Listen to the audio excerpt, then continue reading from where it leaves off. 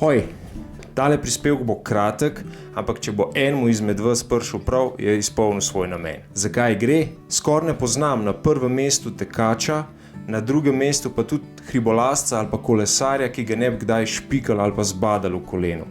In to natančneje, klele, na zunanji strani kolena. Nič luštna pa prav nadležna bolečina.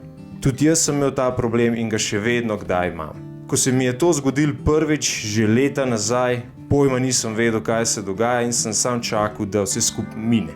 No, pa predati sem se mogel na teku maratona in zabrisati tisto belo brisačo tja po cesti, ker pač ni šlo.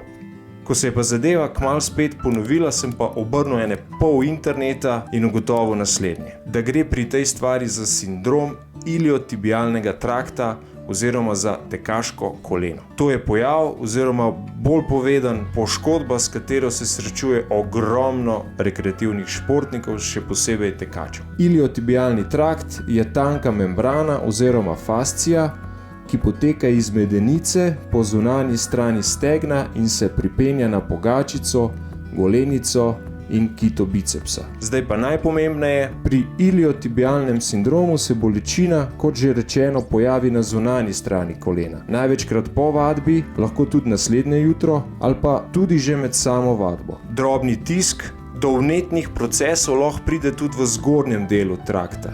V tem primeru se kaže z bolečinami v predelu kolka. Kaj so glavni razlogi za vse to? Glavni razlogi so povečana intenziteta treninga, slaba tekaška obutev ali tekaška tehnika. Tisti prvi je sploh značilen vzrok in če se kdaj srečate s tekaškim kolenom, se najprej vprašajte, a ste mogoče pretiravali s količino in intenzivnostjo treninga. Za sanacijo poškodbe so potrebne raztezne vaje iliotibialnega trakta, priporočljivi so mrzli obkladki ali tekaški odmor, v kar se je, roko na srce, rednemu tekaču zelo težko vdati.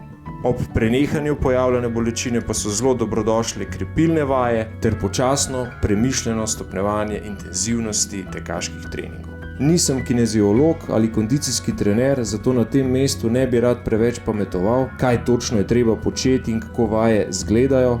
Sem pa spodaj v opisu videa pripel povezave do člankov, ki pojav podrobneje razložijo, pa tudi načine, kako ga sanirati. Telo, najbolj čudovito orodje tega sveta, nam res ves čas nekaj sporoča. Včasih so te novice spodbudne, včasih malo manj. Če ne drugega, pa želim verjeti, da so v svoji osnovi vse dobronamerne. Čas pa je tisti, ki bo spregovoril in povedal zakaj.